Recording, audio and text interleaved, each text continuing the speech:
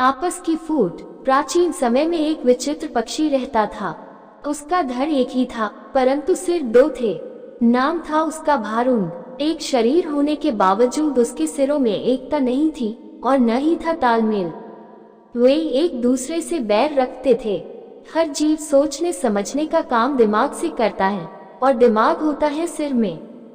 दो सिर होने के कारण भारुंड के दिमाग भी दो थे, जिनमें से एक पूरब जाने की सोचता तो दूसरा पश्चिम। फल यह होता था कि टांगे एक कदम पूरब की ओर चलती तो अगला कदम पश्चिम की ओर, और भारुंड स्वयं को वही खड़ा पाता था। भारुंड का जीवन बस दो सिरों के बीच रस्साकसी बनकर रह गया था।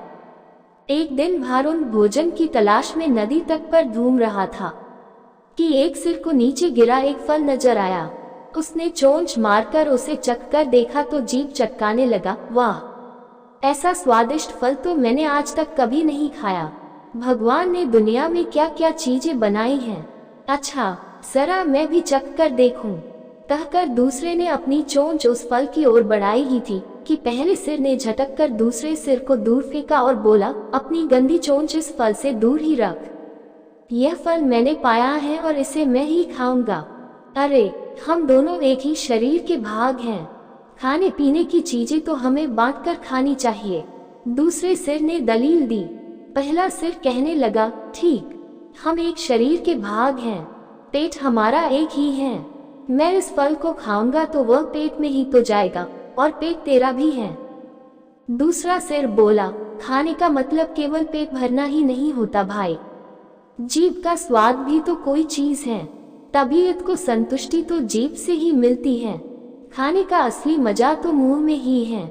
पहला सिर तनकर चिढ़ाने वाले स्वर में बोला, मैंने तेरी जीभ और खाने के मजे का ठेका थोड़े ही ले रखा है।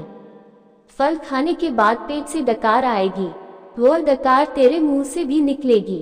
उसी से गुजारा चला लेना। अब ज्यादा बकवास न कर और मुझे शांति से फल खाने दे। ऐसा कहकर पहला सिर चटकारे ले लेकर फल खाने लगा।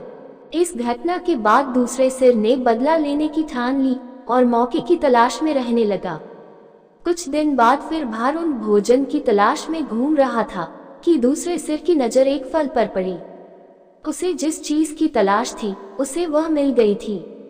दूसरा सिर उस फल पर चोंच मारने ही जा रहा था कि पहले सिर ने चीख कर चेतावनी दी, अरे अरे, इस फल को मत खाना।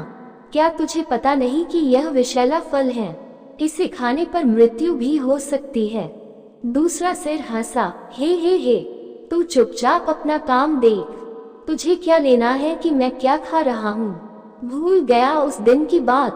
पहले सिर ने समझाने की कोशिश की, तूने यह फल खा लिया तो हम दोनों मर जाएंगे। दूसरा सिर तो बदला लेने पर उतारू था। बोला, मैंने तेरे मरने जीने का ठेका थोड़े ही ले रखा है। मैं जो खाना चाहता हूँ वह खाऊंगा, चाहे उसका नतीजा कुछ भी हो। अब मुझे शांति से विषैला फल खाने दे। दूसरे सिर ने सारा विषैला फल खा लिया और भारुंड तड़प तड़प कर मर गया। सीख, आपस की फूट सदा ले डूबती है।